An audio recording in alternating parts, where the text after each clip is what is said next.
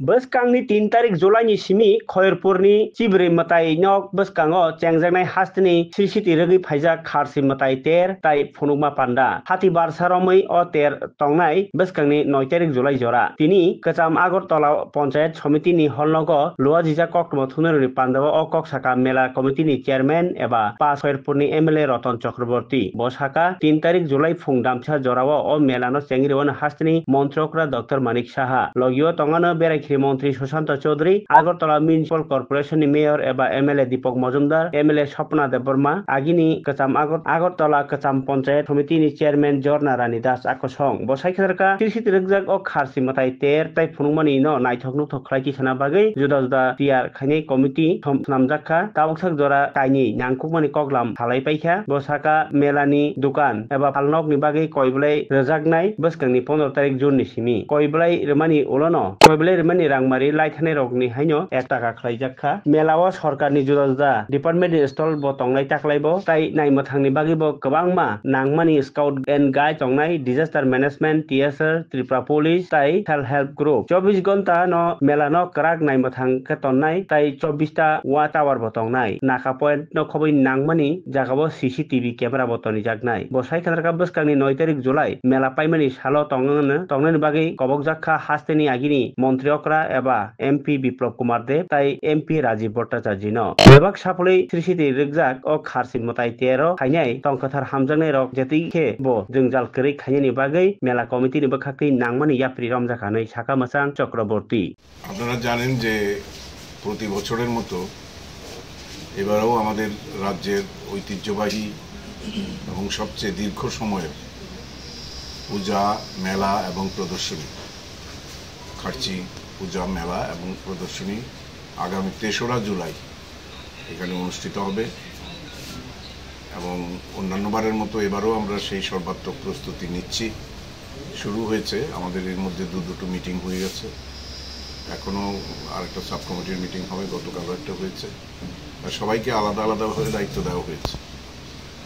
এবার সেটার উদ্বোধন হবে টেন্টেটিভলি বেলা 11টা নাগাদ আমাদের রাজ্যের জনপ্রিয় মুখ্যমন্ত্রী প্রফেসর ডক্টর মানিক সাহার হাত ধরে সেটার উদ্বোধন হবে এবং সেখানে উপস্থিত থাকবেন আমাদের এই সাব ডিভিশনের মন্ত্রী শ্রী সুশান্ত চৌধুরী মহোদয়, উপস্থিত থাকবেন আমাদের বিধায়িকা স্বপ্না দেববর্মা মহোদয়া, উপস্থিত থাকবেন আমাদের আগরতলা মিউনিসিপ্যাল কর্পোরেশনের মেয়র এবং বিধায়ক দীপক মজুমদার মহোদয়, আমাদের চেয়ারপারসন পঞ্চায়েত সমিতির শ্রীমতী ঝর্ণা রানী দাস মহোদয়া, সভাপতি হিসেবে আমি থাকব এবং ক্লোজিংটা হবে 9 তারিখ। তো আমরা আশা করছি যদি সময় দিতে পারেন তাহলে প্রাক্তন মুখ্যমন্ত্রী এবং আমাদের যিনি বর্তমানে লোকসভার সদস্য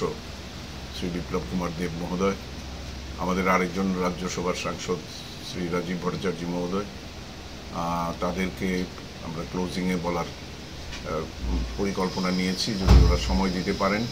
তাহলে ওদের হাত ধরেই মেলার ক্লোজিং হবে। এবারও আপনার 15 তারিখ থেকে ফর্ম বিক্রি শুরু হবে।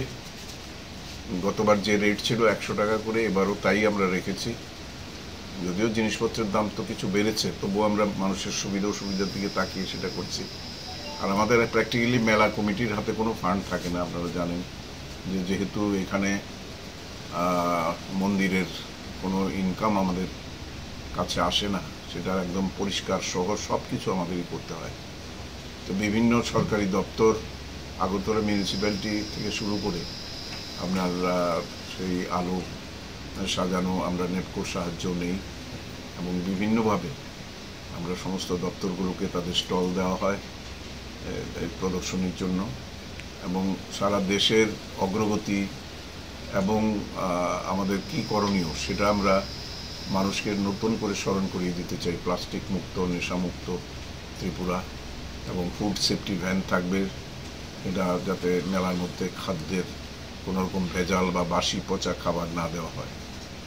এছাড়া আমাদের থিম এবার হবে অপারেশন সিঁদুর, তার জন্য আলাদাভাবে পরিকল্পনা নেওয়া হয়েছে। তো মাঝখানে আমরা আরেকটা প্রোগ্রাম করি, সেগুলিও ব্যতিক্রমী প্রোগ্রাম, আর সেটা হচ্ছে দিব্যাঙ্গ যারা বাচ্চারা আছে তাদেরকে একটু উৎসাহিত করা, সাহায্য করা। এছাড়া কৃতী ও মেধাবী যারা অর্থনৈতিকভাবে দুর্বল সেই সমস্ত ছাত্রছাত্রী এবং খেলোয়াড়দেরও আমরা সেখানে সম্বর্ধনা দেবার চেষ্টা করি।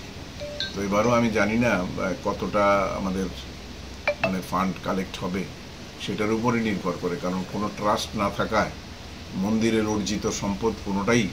আমরা কাজে লাগাতে পারি না। এমনকি মন্দিরটা পরিষ্কার করতেও প্রচণ্ড পরিশ্রম করতে হয়,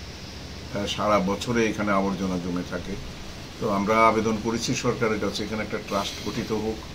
যেভাবে মাতা ত্রিপুরেশ্বরী মন্দিরের ট্রাস্টের মাধ্যমে, দুর্গাবাড়ি ট্রাস্টের মাধ্যমে